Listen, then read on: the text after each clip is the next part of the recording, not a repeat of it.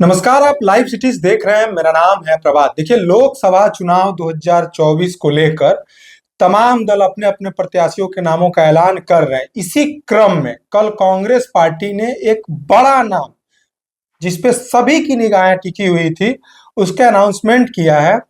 नाम है कन्हैया कुमार, जेएनयू छात्र संघ के पूर्व अध्यक्ष, पहले सीपीआई के मेंबर थे, कांग्रेस पार्टी आए थे। कयास लगाए जा रहे थे कि उन्हें बिहार से टिकट मिलेगा, लेकिन बिहार से टिकट ना देकर उन्हें दिल्ली से टिकट दिया गया। किसके खिलाफ? तो मनोज तिवारी के खिलाफ। भाजपा के बड़े नेता मनोज तिवारी के खिलाफ उत्तर पूर्वी दिल्ली से उन्हें टिकट दिया गया।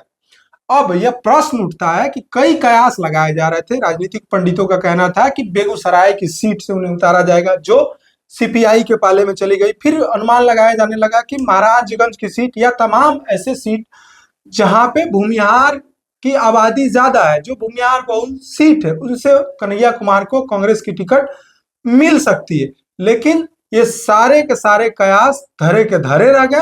अब इस विशेष पेशकश में हम बातचीत करेंगे बिहार के जाने माने पत्रकार, senior journalist Ravi Upadhyay sir से।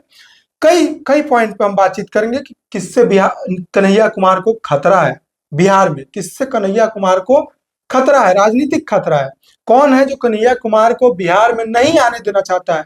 क्यों कन्हैया कुमार को दिल्ली भेजा गया? क्यों कन्हैया कुमार को बिहार में ही कोई सीट नहीं दी गई? सर, सबसे पहले आपका बहुत स्वागत है। सर, आपसे हम जानने की कोशिश करेंगे, कन्हैया कुमार बड़ा नाम, थोड़ा सा सर ये बताइए कि क्यों उन्हें बिहार से नहीं दिया गया है टिकट? नहीं, देखिए, बिहार में नहीं देने की बात ठीक है। ये राजनीति में तो कयासबाजी होते रहती है कि वहाँ उसको जो जिस समाज, जिस जाति से आते हैं, जिस धर्म से आते हैं, तो उसमें भूमिहार समाज से आते हैं, तो भूमिहार बहुल्य जो सीट होता है, उस सीट पर दावेदारी बन रही थी उनकी। और देखिए, भूमिहार हैं और कई बार तो सोशल इंजीनियरिंग भी किया जाता है। सोशल इंजीनियरिंग करके भी सीट को इधर उधर किया जाता है। ऐसा कुछ नहीं है कि भूमिहार है तो भूमिहार की सीट से ही लड़ेंगे।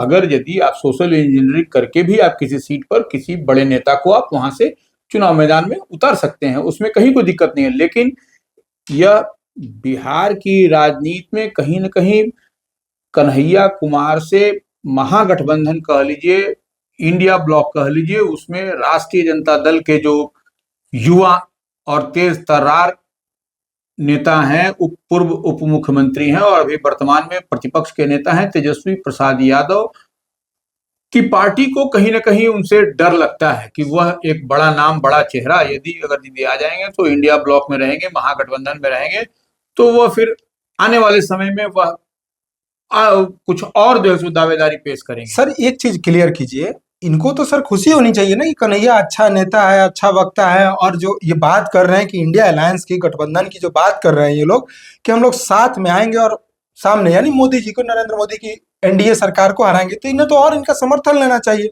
ये तो आपस में ही लड़ रहे हैं। नहीं, देखिए, बड़ा नेता, बड़ा नाम, बड़ा कद और तेज तर्रार, वो सब ठीक है। आप बाहर से रहिए, बाहर से आप एमपी एमएलए होइए, बिहार को में आप जो है सो बिहार में मत होइए। ठीक है, आप बिहार के रहने वाले हैं, सब कुछ ठीक है, लेकिन आप बाहर में रहिए, आपको यहाँ पर आइएगा और यहाँ से जीतिएगा, यहाँ से जीत के जाइएगा, तो कहीं ना कहीं आप जो है सो कमजोर नस को दबाइएगा, कमजोर कड़ी को पकड़िएगा। तो ऐसे में कौन आदमी असहज होगा, यह सब लोग समझता है, ऐसा बात नहीं। सर, आप तो सीधे स्पष्ट कर रहे हैं कि विपक्ष, निश्चित रूप से वह जो जितना पेंच फंसता हुआ दिखाई पड़ा कि, तो वह इसका मतलब तो यही दिखाई पड़ता है कि कहीं न कहीं आरजेडी को यह था, और आरजेडी को पहले से भी था। ये देखिए, ये कोई नई बात नहीं है। 19 के चुनाव में, 19 के जो लोकसभा का चुनाव हुआ, वहां सीपीआई के उम्मीदवार थे, वहां से कन्हैया कुमार बेगूसराय सीट से। तो वह अगर यदि आरजेडी वहां से तनवीर हसन को उम्मीदवार नहीं बनाती, जो पूर्व एमएलसी थे, तो वह निश्चित रूप से वहां पर विन विन के सिचुएशन में रहते। विन विन तो मतलब क्लोज फाइट होती सर, क्योंकि मार्जिन बहुत ज्यादा था, लेकिन कुछ बदल सकता था सर। वही कह रहे हैं कि विन विन के सिचुएशन में रहते, और हार जीत तो अलग विषय है, लेकिन वह जो तनवीर हसन को 2 लाख वोट आया, वह 2 लाख वोट जो कन्हैया कुमार पर, तो उनको 4 लाख हो जाता, 4,70,80,000 वोट। तो वो अगर यदि एक साथ ज्वाइंटली एफर्ट होता तो हो सकता है कुछ और ज्यादा वोट आता। ये बात सर, तो यह तो उस समय वोट का डिवीजन होना कहीं ना कहीं वो ठीक नहीं पड़ा, तो और वह इसीलिए इनको जो है सो उसी समय से इनको और ये बेगूसराय के मूल रूप से रहने वाले भी हैं। और इसलिए कन्हैया कुमार तो इस बार तो खैर 2024 में तो वो अलायंस में चली गई, सीपीआई को सीट चली गई, इसलिए वहां से वो उम्मीदवार नहीं बने। लेकिन जो भूमिहार बहुल अन्य जो क्षेत्र हैं जैसे मुंगेर बेगूसराय, जहानाबाद, महाराजगंज, नवादा, इसमें से सर मुंगेर पहले कांग्रेस के पाले में थी। सर ध्यान दीजिए कैसे टेक्निकल कड़ी जो आप बता रहे हैं सर, इसी क्रम में सर इसको थोड़ा सा आगे बढ़ाते हैं कि मुंगेर जो पहले कांग्रेस के खाते में थी, अनंत सिंह की पत्नी ने चुनाव लड़ा था कांग्रेस के टिकट से 2019 में, उसको आरजेडी ने इस बार अपने पाले में ले लिया। इसी तरह सर एक और सीट है महाराजगंज, जो आरजेडी के पाले में थी लेकिन उसको कांग्रेस के पाले में दे दिया, क्योंकि वहां से राजपूत कैंडिडेट था और राजपूत को निपटाना था। तो सर एक दावा लगाया जा रहा था कि महाराजगंज का जो सीट है वहां से कन्हैया कुमार की उम्मीदवारी हो सकती है। थोड़ा सा सर इस पे। नहीं, महाराजगंज से हो सकती थी वहां से, लेकिन वहां पर देखिए वो कांग्रेस के खाते में वो सीट गई है, लेकिन वहां पर राजपूत भी वहां पर हैं, ज्यादा भूमिहार से ज्यादा है, दूसरे नंबर पर भूमिहार। अब फिर वहां पर सोशल इंजीनियरिंग वाली बात होगी, जो हम कह रहे थे पहले कि सोशल इंजीनियरिंग होगी तब फिर वहां पर कोई आदमी लड़ सकता है।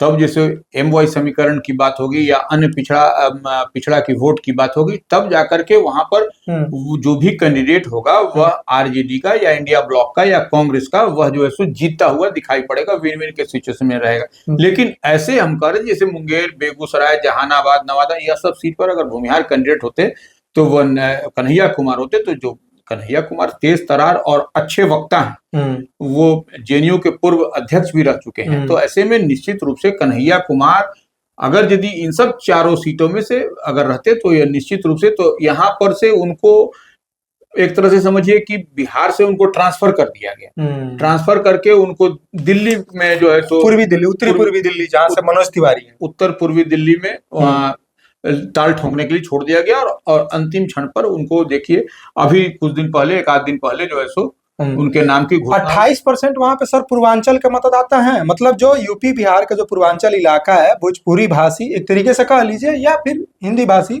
जो माइग्रेट करके गए, वहां पे प्लान करके गए हुए हैं, वो दिल्ली में रहते हैं, अपना कामकाज करते हैं, और उन्हीं का वोट जो है वहां पे सबसे ज्यादा है। उसमें दलित 16% है और 23% लगभग वहां पे सर मुस्लिम है।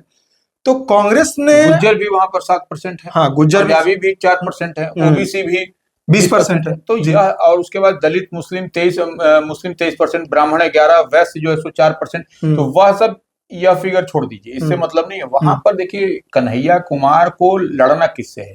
मनोज तिवारी जो 2 बार के वहां से सांसद रह चुके हैं और उनकी एक अलग पहचान है भारतीय जनता पार्टी में। ठीक है, इस बार वहां का समीकरण टोटल जो सो आम आदमी पार्टी के साथ अलायंस होने पर टोटल समीकरण बदल चुका है, क्योंकि दोनों का अपना अपना एक जनादेश है, वोट बैंक आधार। इस बार कांटे की टक्कर होगी सर। उसमें ऐसे भी है कि मान लीजिए जैसे वहां पर जो लोकसभा क्षेत्र है उसमें 7 विधायक आम आदमी पार्टी के हैं, केजरीवाल के पार्टी के हैं, और 3 विधायक जो है सो बीजेपी के हैं, तो 11 विधानसभा क्षेत्र है उसमें। तो वो 11 विधानसभा में 7 जो है सो आम आदमी पार्टी के हैं। तो ऐसे में निश्चित रूप से आम आदमी पार्टी का कांग्रेस के साथ अलायंस है, तो इंडिया ब्लॉक के लिए वहां पर बेनिफिट दिखाई पड़ता है इस लिहाज से, क्योंकि विधायक जो सो जिसके साथ साथ में है, तो निश्चित रूप से वहां पर एज मिलता हुआ कन्हैया कुमार को दिखाई पड़ रहा है वहां। लेकिन टक्कर की हम जो बात कर रहे हैं वहां पर उत्तर पूर्वी दिल्ली में मनोज तिवारी के साथ इनकी टक्कर होगी।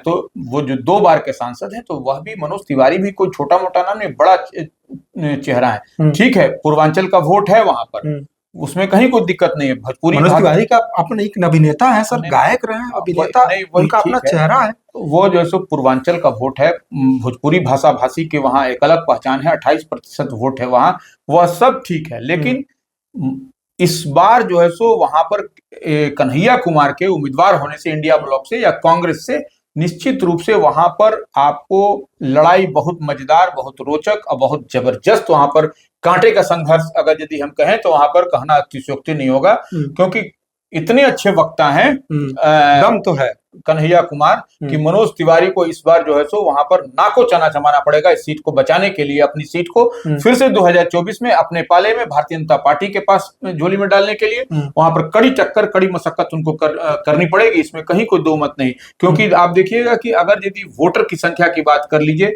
7 विधायक जो सो आम आदमी पार्टी के हैं, 3 विधायक जो है सो आज माने बीजेपी के हैं, तो ऐसी परिस्थिति में निश्चित रूप से वहां पर आप देखिएगा कि वहां लड़ाई बहुत मजबूत आपको दिखाई पड़ेगी, क्योंकि साथ में इंडिया ब्लॉक और कांग्रेस जो है सो साथ में है, तो निश्चित रूप से वहां इस बार आपको मनोज तिवारी का पेच फंसता हुआ वहां दिखाई पड़ेगा। यानी अगर यह मान लिया जाए कि कांग्रेस आलाकमान चाहती है, क्योंकि यह सीट जो चुना गया है बहुत नाप तौल के एकदम चुना गया है, अगर कांग्रेस तो इनको दक्षिण भारत से भेज सकती थी, लेकिन कांग्रेस पार्टी चाहती है कि कन्हैया कुमार लोकसभा में, यह स्पष्ट संदेश है।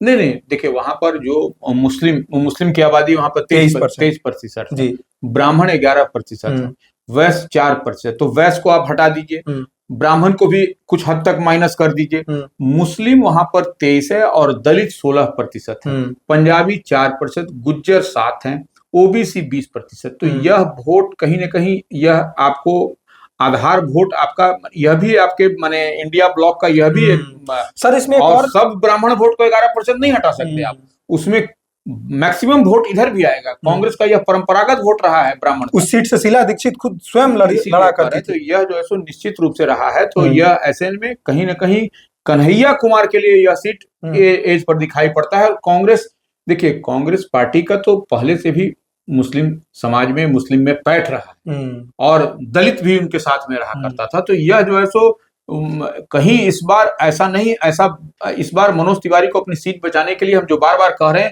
उनको बहुत जद्दोजहद करना पड़ेगा सीट बचाने के लिए। सर एक आखिरी सवाल हम आपसे लेना चाहेंगे, क्या कांग्रेस आलाकमान बिहार में झुक गई राजद के सामने? नहीं, देखिए झुकी और क्योंकि कन्हैया कुमार को सर टिकट नहीं दिला पाए वो लोग बिहार से, नहीं तो ये झुकना हुआ ना, स्पष्ट संदेश है आरजेडी का कि हम फ्रंट सीट पे हैं। हाँ, देखिए आरजेडी यहाँ पर निश्चित रूप से बिहार में ड्राइविंग सीट पर है, क्षेत्रीय दल है और इसी के इंडिया ब्लॉक में है, तो आरजेडी तो कांग्रेस कहीं कंसंट्रेशन नहीं चाहती है, राष्ट्रीय पार्टी है वो, ठीक है, देखा कि सब कुछ अलायंस में जा रहा है, सीटों का तालमेल, तो वो प्रयास कांग्रेस की ओर से किया गया होगा, ऐसी बात नहीं है कि नहीं छोड़ दिया गया होगा। अब देखा कि लास्ट मोमेंट में नहीं बन रहा है, तो उत्तर पूर्वी दिल्ली ही इनके लिए बेहतर है और सब समीकरण साधा गया होगा, देखा गया होगा कि क्या क्या समीकरण, क्या क्या इक्वेशन जो गणित होता है चुनाव के लिए वह फिट हो रहा है। अगर यदि इंडिया ब्लॉक में कांग्रेस के लिए उत्तर पूर्वी दिल्ली में कन्हैया कुमार के लिए, तो वो सीट को एक्सेप्ट करके वहां से चुनाव में इनको ताल ठोकवा रहे हैं, कहीं कोई दिक्कत नहीं है। और आम आदमी पार्टी वहां पर मजबूती के साथ में है कांग्रेस के साथ। एक और वोटर है सर आम आदमी पार्टी के साथ, जो कम आय वाले लोग हैं, यानी जो 15 से 20,000 के नीचे जो कमाते हैं, उनके लिए आम आदमी पार्टी ने वहां पे बिजली और पानी फ्री किया है,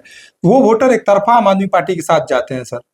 नहीं, वो देखिए सारा हम कह रहे हैं समीकरण इस बार उत्तर पूर्वी दिल्ली सीट पर कन्हैया कुमार के पक्ष में जाता हुआ दिखाई पड़ रहा है, इसमें कहीं कोई दो मत नहीं है। इसीलिए हम कह रहे हैं मनोज तिवारी को इस बार हैट्रिक लगाने के लिए इस सीट पर, उत्तर पूर्वी की दिल्ली अपनी सीट पर हैट्रिक लगाने के लिए उनको कड़ी मशक्कत करनी पड़ सकती है। सर आपका बहुत बहुत धन्यवाद, आप अपने अनुभव से इस मुद्दे पे अपना प्रकाश डाले हैं, बहुत बहुत धन्यवाद सर। आप लाइव सिटीज देख रहे थे। देखिए लोकसभा चुनाव के लिए कन्हैया कुमार को दिल्ली भेजा गया, अब क्या होगा चुनाव के बाद ही ये पता चलेगा, क्या वो मनोज तिवारी को मात दे सकते हैं, ये मतलब जो भी होगा वो क्लियर होगा चुनाव की जो रिजल्ट आएंगे उसके बाद। लेकिन आप लाइव सिटीज देख रहे थे, अगर आप इस वीडियो को यूट्यूब पे देख रहे हैं तो चैनल को सब्सक्राइब करें, अगर आप इस वीडियो को फेसबुक पेज पे देख रहे थे तो पेज को फॉलो करना ना भूलें।